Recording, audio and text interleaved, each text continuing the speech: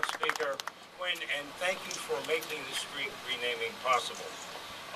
It's a pleasure to join all of you here on the street where Kevin Czartoryski lived. He lived here for 15 years, where he shared a home at various times with his mother, his sister Patricia, and her husband, and children, his niece, and her father, and his aunt. That list speaks volumes about the kind of person that Kevin was and his devotion to his family. As they can attest, he was a caring, compassionate, and deeply loyal person.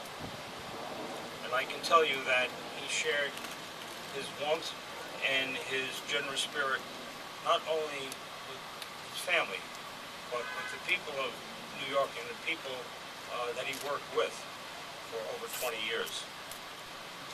Kevin joined the police department, as the speaker said, actually in 1986 as a police cadet when he was studying at St. John's University, and I was the commanding officer of the cadet program at that time. Now, he went on to serve in the 105th and 110th Precinct here in Queens. Again, as the speaker said, he became a member of the Narcotics Division in Manhattan South, and as a founding member of the Hate Crimes Task Force, earning his detective shield along the way and being promoted to detective second grade. I'm told that as an investigator, Kevin's fluency in Spanish came in handy not only in debriefing, but when suspects spoke about the details of the case in front of him, not knowing that he understood Spanish so well. He never picked up on the fact that he had a perfect command of Spanish. As one of his fellow officers observed, quote, "Many a case was broken thanks to Kevin's quiet, unassuming intelligence." Now, in the aftermath of 9/11, Kevin was assigned to the makeshift morgue established at Ground Zero. Those days took, of course, an emotional toll on everyone. And in a tragedy that we continue to grieve today, the work took a physical toll as well, certainly on Kevin.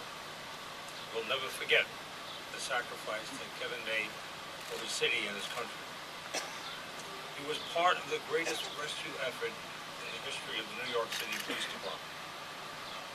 In November 2001, 2 months after the attacks, Kevin joined the office of the Deputy Commissioner of Public Information.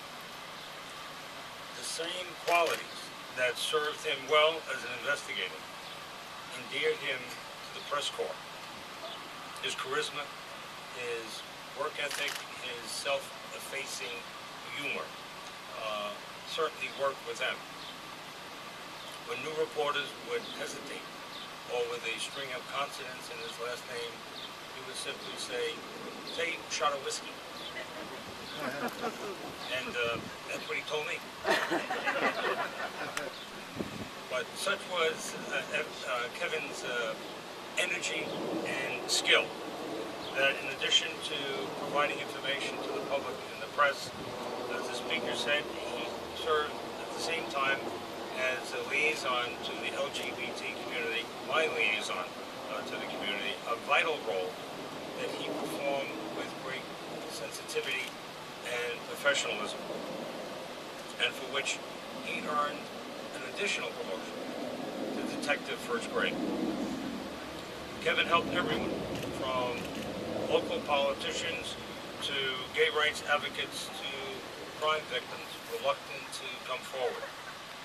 He was diplomatic, he was very hardworking, and he always put others at ease. He loved his job, and it showed in his interactions with people. And through his fine example, I know that Kevin's 2 nephews joined the department. That's just part of the legacy that Kevin leaves for this city and for this department. Today, Kevin's house is occupied by his sister Diane and her son, as well as his niece and her fiancé. Now, I know they're keeping the memory alive.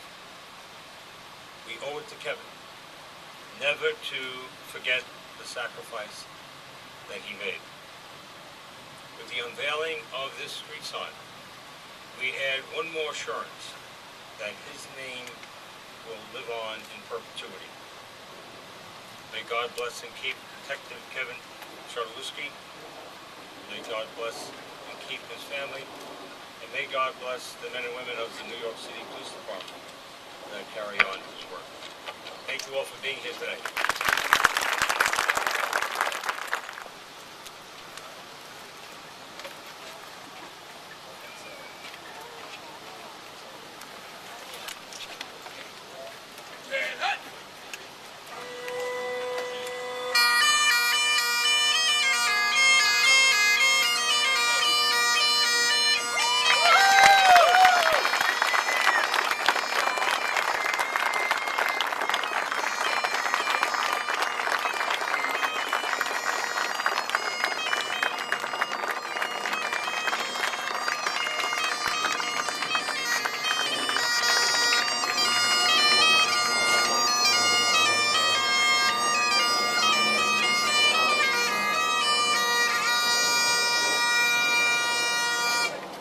And now for a blessing of the sign, Father Frank.